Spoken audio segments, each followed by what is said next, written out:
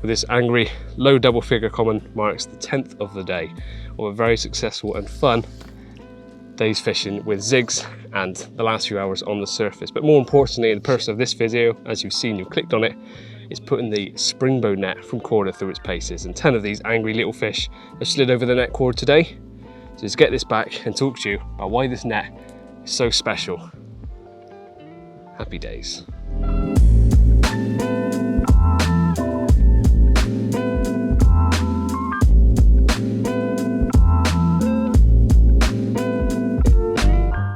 So as mentioned, I've been using this all day, and although I've only used it for one session, I feel I've used it fairly extensively. The fact that I've had 10 fish and I've been sort of netting them in all different manner of ways. Some of them darted left, some darted right, and moving about is one of the main things about this net as well, which we'll get onto in a second on how that exactly is the case. But I'm going as bold as to say, this is probably the best net I've ever had my hands on. And I've been working for CARPology for over 6 years now, so I've had my fair share of nets. And I've used all sorts, even my trusty one that I brought with me today. Of all days for it to break, it actually broke today, just before the spreader block. It's done me well for a while. Never thought there was anything wrong with it until I grabbed this and started using this today and thought, I understand now why it's got the price point it is, because you've probably already seen this already on the market. When these were released, it was a bit of a talking point of the fact that this is $249.99. So yes, it is a lot for a net, but it is a premium product. Just like when they brought out the Kaizens, higher price point, but they've really gone into this with the best materials they can use, and the design has been taken 2.5 years, I think parts of these have been developed. So it really is a very, very good net, and that's an understatement really. So I'll talk about the materials they've used, starting from the handle itself. Now this is a 6-foot one-piece handle, and it actually tapers down from 23mm down to 18mm. So that does sound quite thick for a net handle, and that's because it is, or at least it is nowadays, because the modern trend is to go as thin as possible, make it look nice and stylish and slimline. And I've got to say, I've got some nets like that as well myself. But it's kind of because we're going down the look of trying to have a slim net handle that matches your rods maybe. But the issue with a thinner net handle is that it needs more material to be able to have rigidity, and you'll still find they flex. And this is meant to be as light as possible. You can see just how lightweight this is. And it's so lightweight that even though that mesh is wet, I can hold it at the very bottom of the handle and hold it completely out. And that's one of the design points of this. So they've made it lightweight, but as rigid as possible. So they have gone for a thicker handle, but that means they can actually use less material within it. So it's lighter, more rigid, but may look chunky, and that's because it is. And that's also feels good in the grip. That's another design point they wanted, is that thinner handles can slip off your arm a bit more easy. This feels natural in the hand.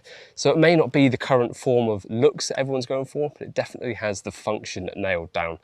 Right at the very end, we have a stainless steel end cap that's not pointy, but sort of tapered, so it's got enough of a point to it that you can stab that into the ground. So if you want to get those really carpy Instagram shots of when you've got a fish in the net, but you want to retain it, you can stab that into the ground without damaging the end of your net pole. And because it's a solid one piece, there's no spigot for it to get jammed on, or if it's not collapsible, so you can really jam that into the ground and secure your fish in this net whilst it's still in the water.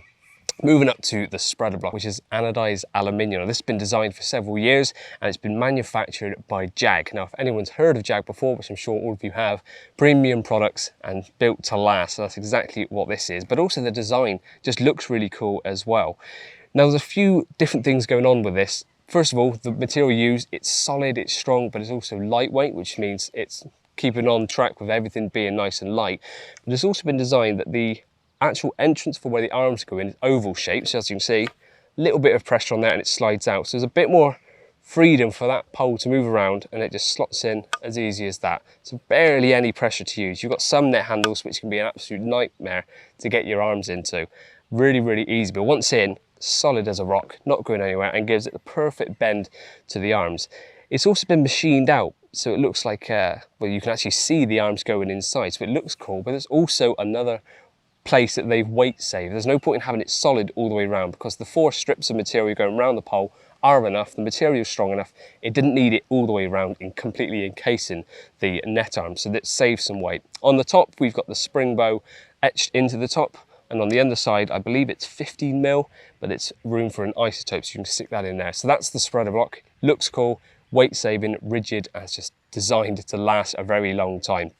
The other point to mention is that the exit angle from this net is 91 degrees. I don't know why. I want to know who chose it needs to be that 1 extra degree over a right angle, but it gives it the perfect bow to the, I guess that's where the name comes from, but the actual shape of the net is a lovely shape, and it's nice and rigid. So as I said, It doesn't take much pressure to pull them out and put them in because of the design of the spreader bar, but once they're in, nice and solid, and that makes it really nice and easy to move through the water.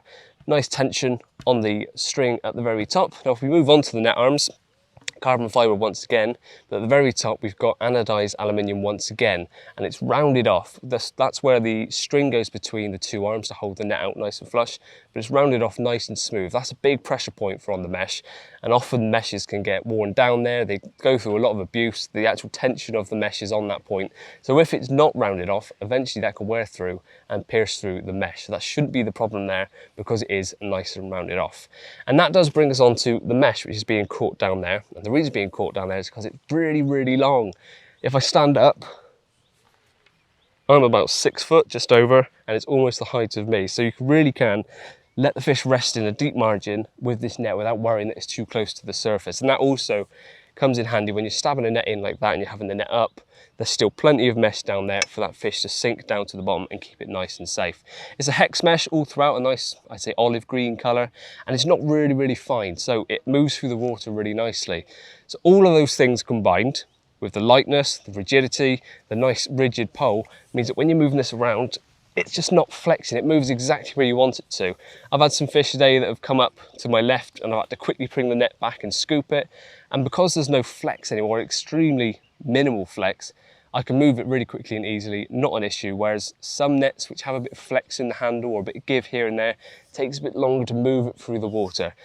This is designed to work as best as it can. It may not look like everyone would want a net handle to look with its slightly chunkier finish, but believe me, once you've actually used this, like I have today, you kind of get it. You understand why it is expensive, why they've gone for all these materials, because it really is an incredible net. And I didn't think I'd ever get like that about a net, but it really is an incredible bit of kit. So for more information, please do head over to the Korda website, check this out, and maybe pick one up for yourself if you can justify the $249.99 price tag. I believe it's worth it for the performance, is whether you can justify this over the nets you've already got.